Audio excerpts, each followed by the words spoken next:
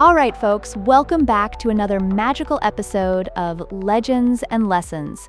Today, we're diving into a truly gripping tale, one that beautifully stitches together themes of family, love, and respect. Let's kick things off with the legend of Malin Kundang, a story so profound that it'll stick with you like that favorite song you can't help but hum. It really gets you thinking, doesn't it? Yeah. Malin's journey is really compelling. I find it fascinating how these ancient stories can resonate with us today. So wait, let me get this straight. His mom was super supportive, and he just rejected her? That's wild. Why do you think he would do that? Great question. You see, Malin Kundang's rejection of his mother is tied to the societal pressures he faced after achieving wealth. Imagine being in a luxurious setting, right? You've got riches, a fancy boat, and then you see someone who doesn't fit that new image of yourself.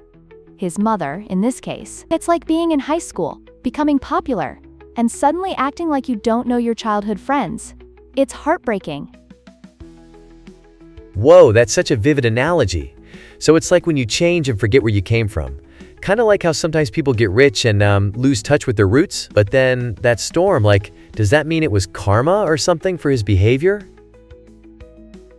Exactly. It's the ultimate poetic justice, isn't it? The storm symbolizes both a literal and metaphorical tempest.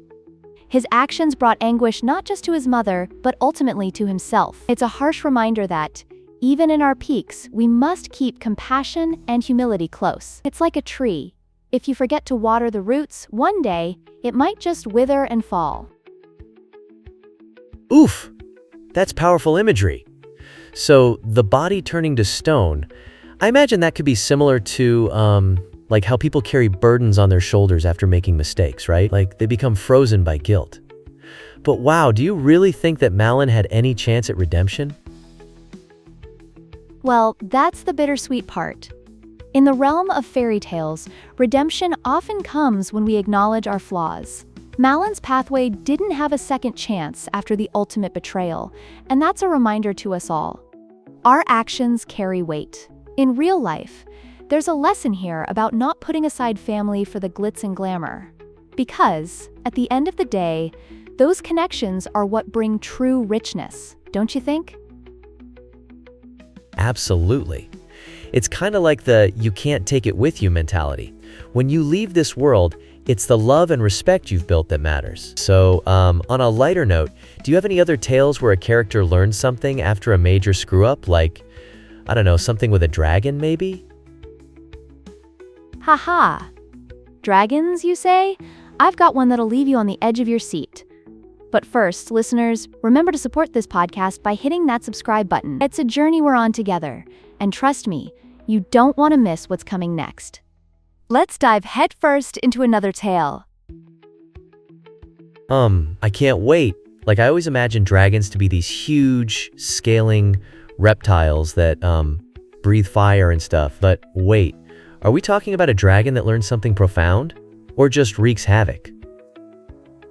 Laughs. Oh, we're definitely getting into some deep lessons here. This dragon's journey mirrors the idea of finding oneself amidst chaos. Picture a fiery dragon feeling lost in the world, struggling to embrace its true nature. It's a blend of fierceness and vulnerability. Wow, that's, kinda deep. I can totally see how dragons can represent our inner conflicts.